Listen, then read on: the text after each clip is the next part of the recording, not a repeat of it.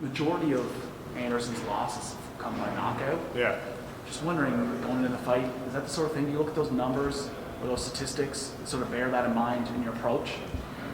I approach every fight differently, but at the same time.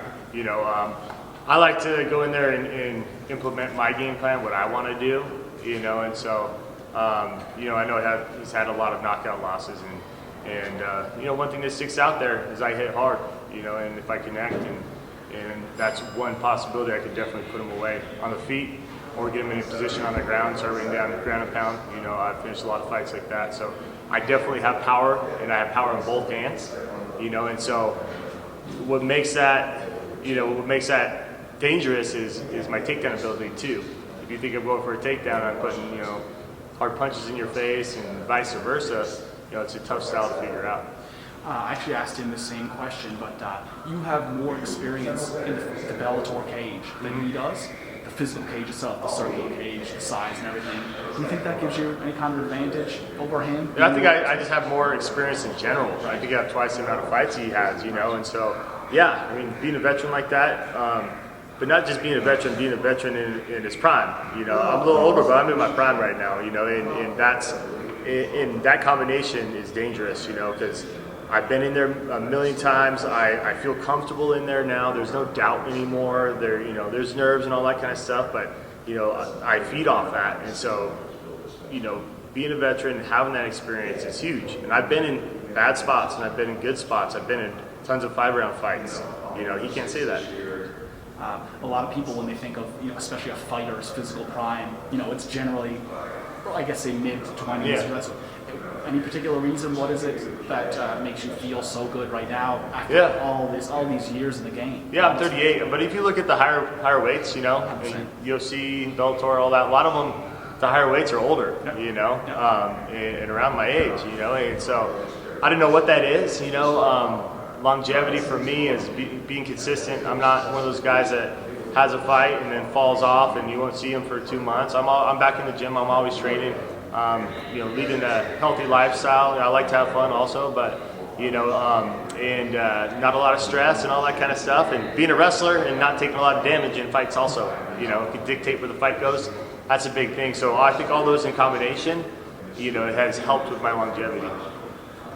Awesome, and obviously from Arizona. So, why do you think that Arizona is becoming a hub for such high-level mixed martial artists? We're seeing all across different organizations, world champions coming out of the state. So, why do you believe that? Yeah, Arizona and Phoenix in particular is just a great location. We have a lot of great gyms here, and a lot of great fighters. ASU Wrestling's here, Grand Canyon. A lot of wrestlers here, and I think that kind of feeds that pipeline. And we've had a lot of smaller shows here. A couple bigger shows, but only a handful. So Bellator coming back, to Phoenix here is huge, and I've been trying to get them here forever. And when they told me it was in Phoenix, I was ecstatic. Couldn't be more excited. So hopefully, they keep rolling. The fans show up. They're loud, and Bellator wants to come back. So that's my message: get out there, buy your tickets, and come watch the fights. Awesome. And so, speaking of ASU wrestling, who do you think you pay attention to ASU wrestling? Or not too much anymore. Okay, I don't know all the names, all that. But yeah, I was just going to ask you if you knew anyone on the team or anyone that sticks out that you think could make a transition into MMA. So with the ASU wrestlers and all that, you never know who wants to go in and try their hand at mixed martial arts. Back when we had the team, it was me, CB Dalloway, Cain Velasquez, Aaron Simpson was the coach. We're all went into MMA, Clifford Starks, Espinoza. So I think it takes one guy to I'm gonna be successful, and then they're I maybe could do that too. And so. We actually have another guy fighting on the undercard here, Sully, and he's going to be, a champion one day, and he's an ASU wrestler. So hopefully a lot more of those guys, because they have the talents. Yeah. And sorry, one last one. And why do you think that just the Metro Phoenix area? Why do you think it's became such a big market for MMA? There's the local shows here. Yeah.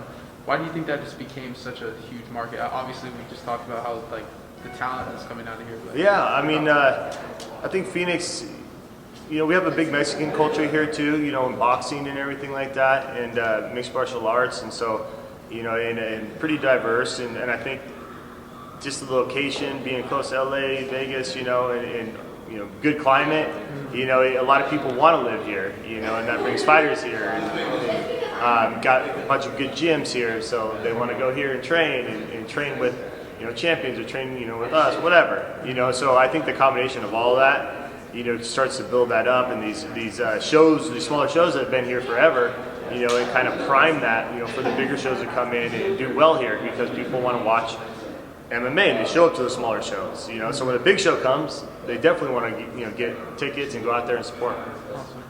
What's your prediction for the co-main event? Who do you want to win? That's us, me, right? I want me to win. On the Nemkov one? Yeah.